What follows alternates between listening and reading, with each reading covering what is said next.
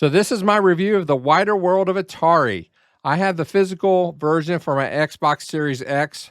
So this is basically an add-on for the Atari 50th Anniversary Collection. I had the option to buy just the Wider World of Atari, or I could buy that and the collection that's coming out a little bit later that has the M Network games, among other things, a little bit later. So I bought both, but I just have the Wider World of Atari, and so we're just going to go over that. And so this menu here, down here at the bottom, was added to it, and this has a little bit of the history of the games that were added to the collection. And so it just kind of goes over. This is kind of nice, a nice little addition. As you guys may know, if you have this collection, the whole collection, it talks about history of the other games that were in the 50th Anniversary Collection, but this adds additional history to the other games that were in the added to the collection here. And so they talk about Breakout, and so Breakout's here, and Al Acorn, and so you can go down, and what's kind of nice, you can actually zoom in, zoom out, pan the image up, down, so you can get a screenshot if you want. That's kind of cool. I like that.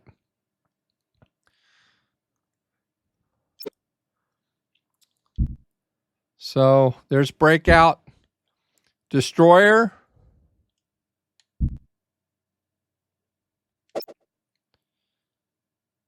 same thing.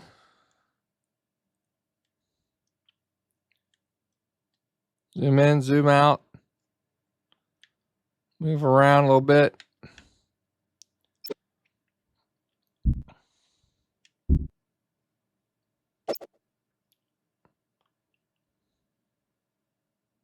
And each section talks about the history, a little bit of the game.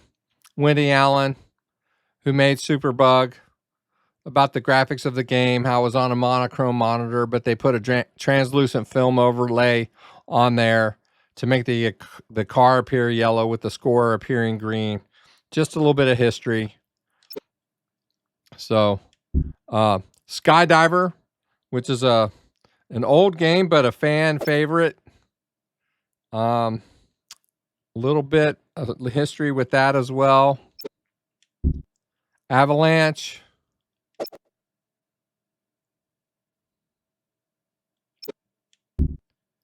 Atari Football.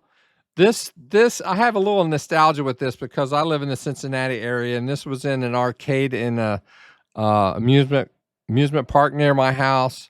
And me and my friends, we used to play this all the time, and this was a really fun game for me. I really loved playing this game. You can actually play this game in this collection. You do have to have 2 players, but it is playable. Although the original game had you played with a trackball, so I'm not sure how good it's going to be. Vector Magic. Not sure what this is about. Well, this is a movie. Vectors are amazing things, right? Like the fact that Wade Rosen were phenomenal, and they continue to hold up really well. So I think when we look at Tempest or Tempest 2000 or Tempest 4000, I feel like those games, of all of the games, those old games, have aged the best. Not Tempest specifically, but the vector-based games, and Tempest just being a really incredibly strong example of a vector-based game because it still looks beautiful. Aesthetically, I just think Tempest is a timeless game. Asteroids is a timeless game. The old CRTs, the cathode ray tubes, had a beam that would go back and go across the screen. Owen Rubin there? And it would draw the line. So you drew that always. So that was always being drawn, and you could turn on and off the This is really nice. This is a nice addition. We're not going to play this, but this is really nice.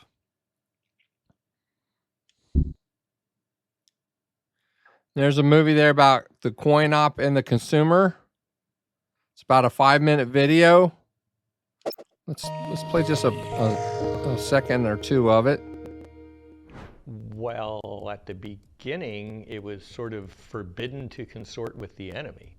First off, we had a vibrant coin-op business that was making money and keeping us in business, and coin-op consumer wasn't making anything. I didn't want to screw with that. I did not want to damage that. There was a door that said, don't even think about entering here. And I was like, I work for this company. I opened the door and walked in. And Al turned around and goes, what are you doing in here? Who the hell are you? Why are you here? And so I said, well, I work for this company. What are you guys doing? Oh, and found out how to open the door. So they're telling their story there. Sears, the telegames version. That's what I had. That was my first console right there. Except I had the heavy sixer, but yeah.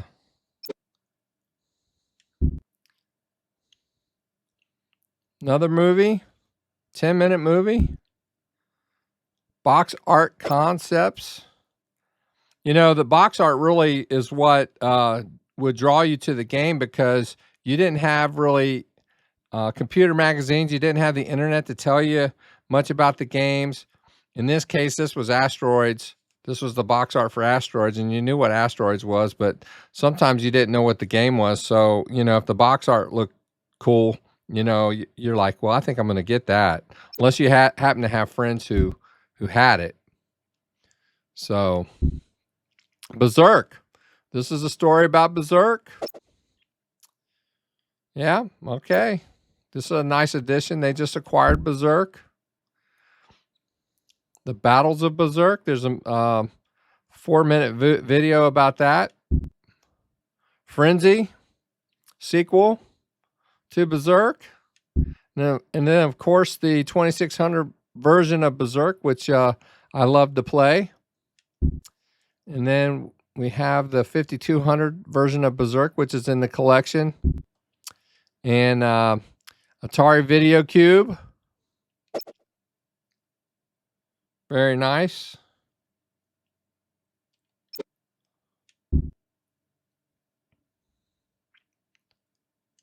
So this is where they're talking about how the Atari offered the 7800 after the NES, but they kept offering 2600 titles for the console for the 2600 there, which are coming up. So these titles here came after the NES was introduced. Desert Falcon, Double Dunk, Off the Wall, Moto Rodeo. There's a little 6-minute video. Adventure 2. This is a homebrew sequel. This is for the 5200. Oh, no, this is a 2600 game. Okay. Return to Haunted House.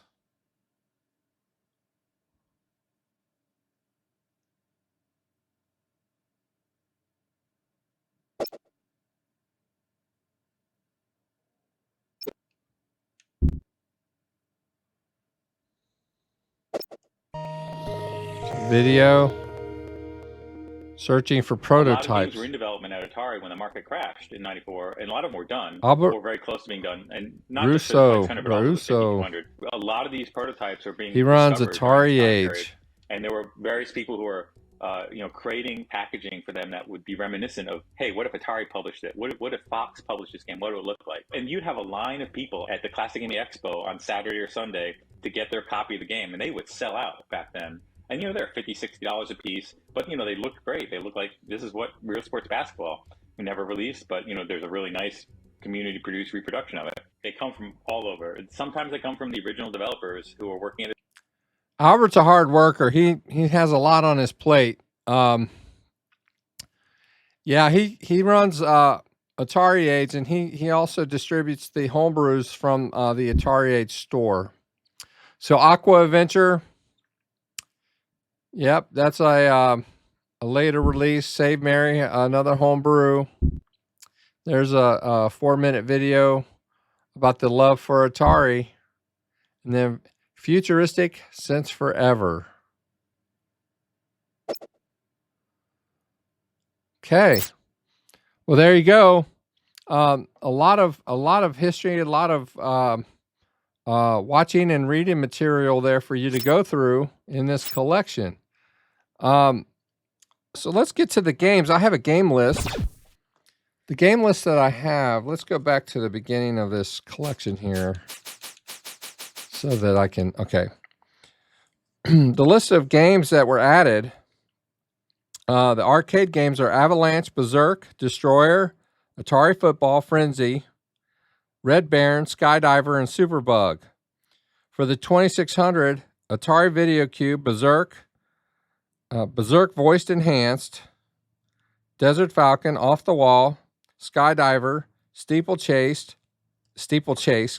Stellar Track, and Submarine Commander. And then there's a 5200 game, which is the Berserk Voice Enhanced, and the Atari 800 is Avalanche. So those are all of the games that were added to this collection, and we're not gonna play all of these, but overall, I think it's a nice collection. But we do have a few issues that I'd like to point out. Avalanche is a nice game. Problem is, it's kind of a you kind of need a spinner to play this game right. So, or an analog controller of some type. So it doesn't really play very well. So I'm gonna put some money in just to play. I'm gonna play a game. So I'm gonna.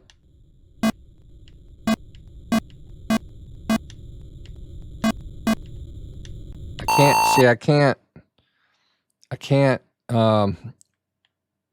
pinpoint where I need to be.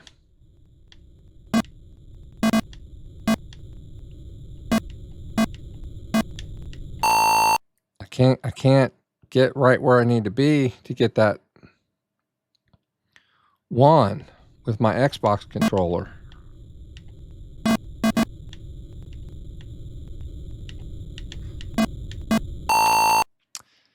It's just not playable. So you have to get a some kind of spinner controller that's compatible with an Xbox, which I'm not sure. No.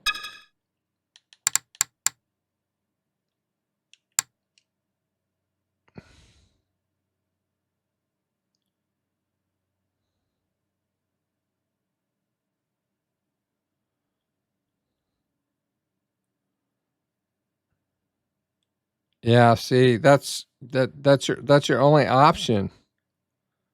That's your only option.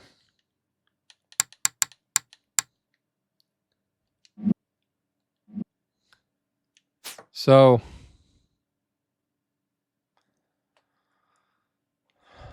Berserk is a good game. I'm not good at it. I'm sorry. Let me add a quarter to it.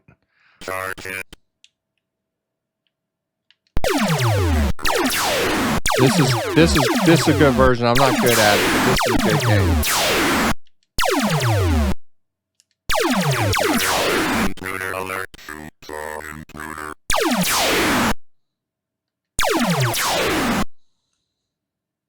Chicken, fight like a robot.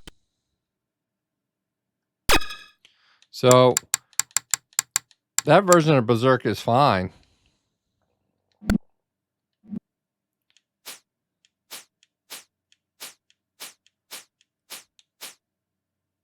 Destroyer is a fun game. That's reminiscent of Canyon Bomber. There's an option in Canyon Bomber that's similar to that, and it's really fun. I like that game. This game right here was the game I was telling you about. It's really fun, but you need two people to play, and the original game had a trackball, so I really haven't had a chance to play this, but without a trackball, I don't know how good it's going to be. And Frenzy's probably just as good as Berserk, so I'm not hating on that game either. It's pretty good. Let's see here. Red Baron's good. If you've ever played that, it's a kind of a vector-based game, kind of like Battlezone. I'm not very good at it. Skydiver, it's good.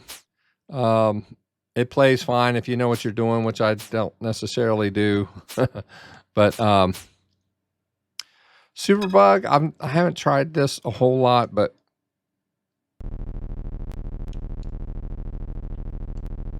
you turn with this. And you use your, let's see how you do this.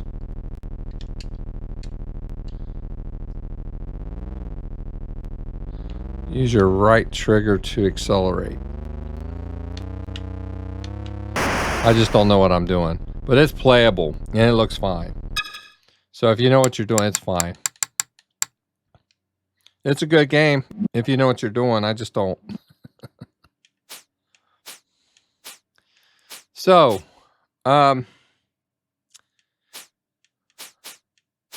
Video Cube.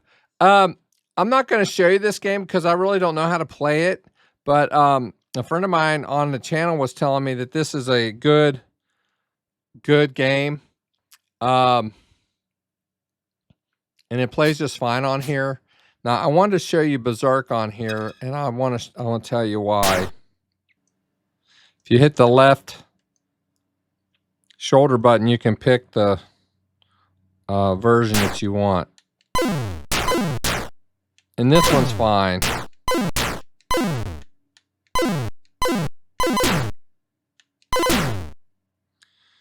Okay, let me get out of here.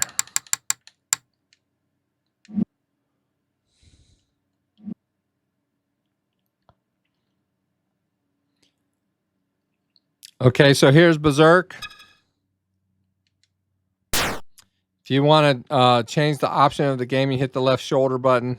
I think it's option 8. Anyway.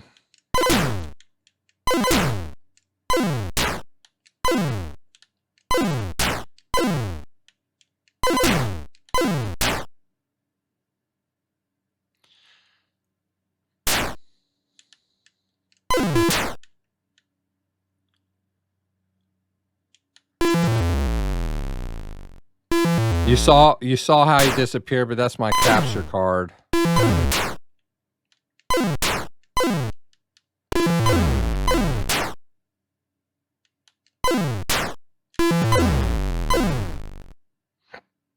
All right, I'm going to get out of here.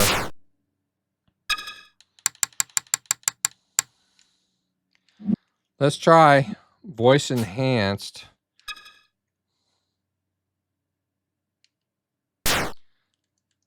Let's go to the same version.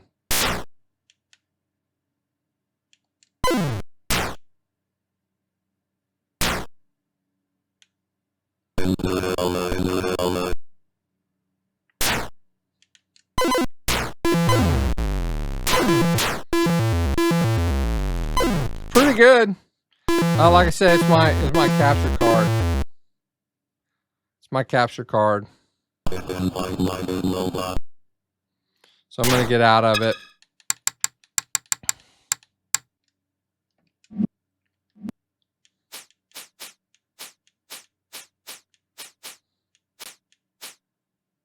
Desert Falcon.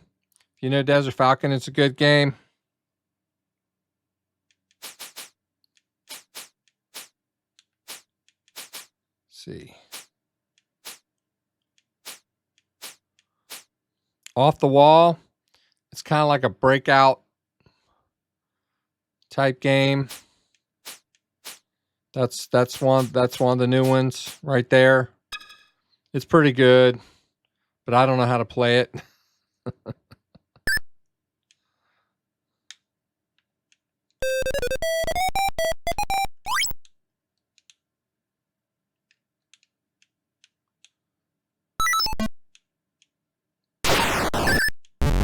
You have to avoid the thing somehow. I'm not sure how that works.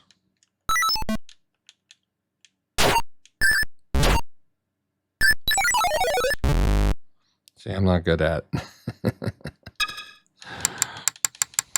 I think with practice I would be.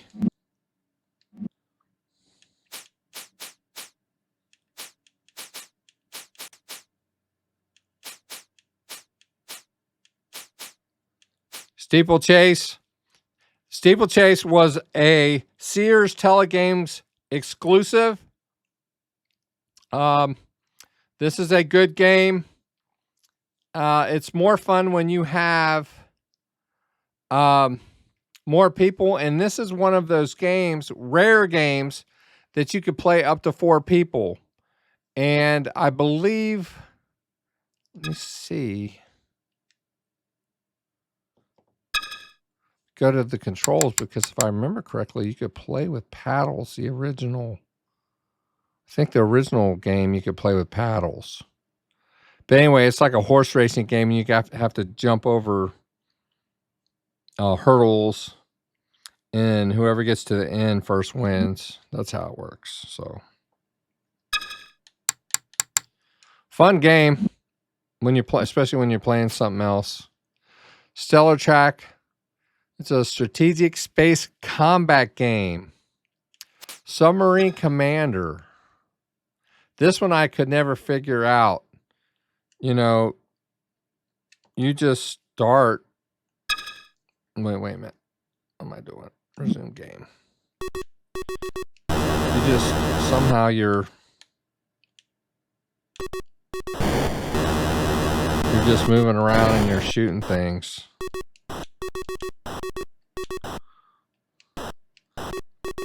But every game has a manual, which is nice. Every game has a manual, which is nice. So, all right. You can figure it out.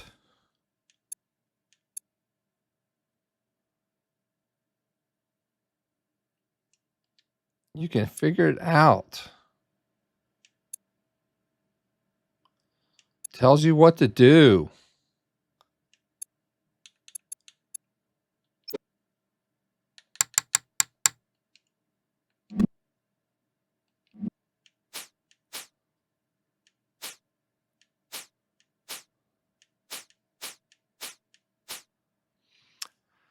Berserk 5200. I want to look at this because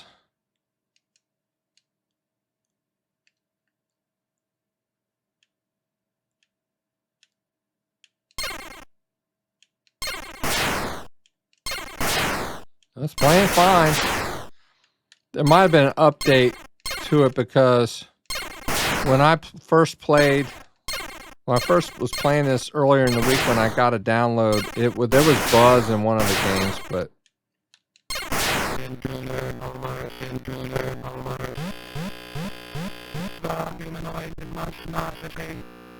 you hear that buzz? There's a buzz.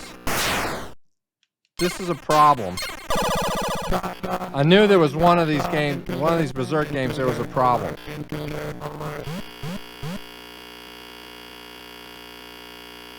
Hear that?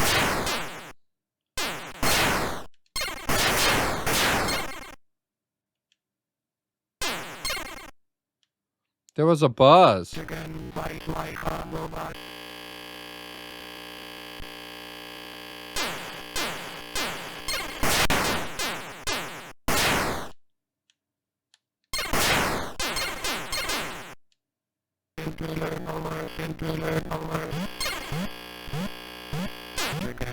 That's annoying.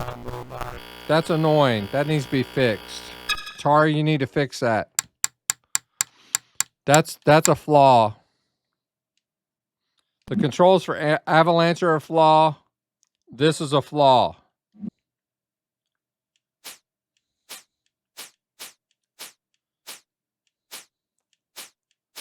We need you to fix it.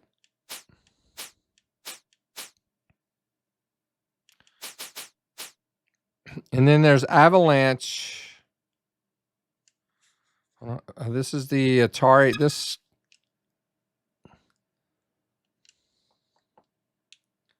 And this is kind of the same problem. You can't accurately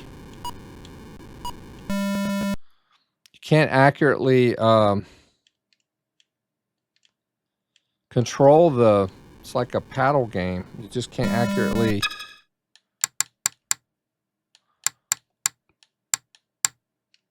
You can't do it. So it's a problem. So both Avalanche games are kind of unplayable for, at least for Xbox players, unless you happen to have some kind of paddle